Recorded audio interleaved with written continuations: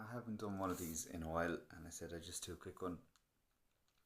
Just they're doing the Fla Fihi Cahish and TG Cahish, and this is a Connemara woman presenting it, and it's just one of the ways that you tell the difference between South Connemara Irish and the rest of Connacht, or something I notice that immediately marks out like a Connemara speaker.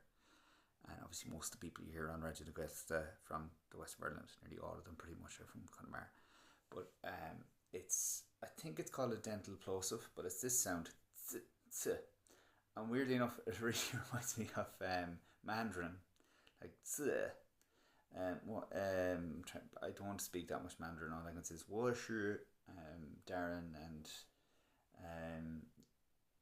Nyahama, but they have that sound.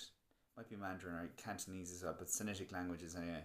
The ts sound, and the way the person said it was a tira, a footnote tira, like that.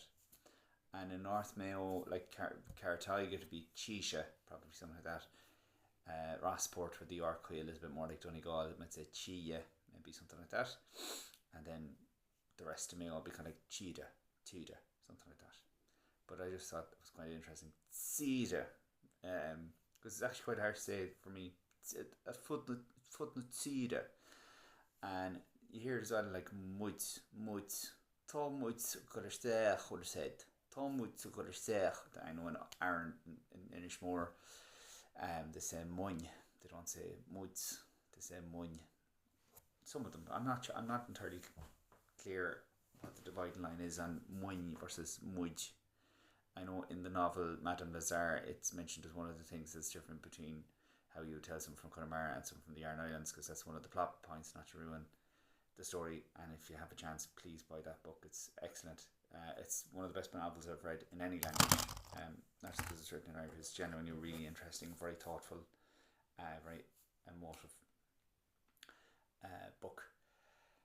And yeah, I think it's mentioned in that as one of the ways that they're able to work out where the person in the novel is from.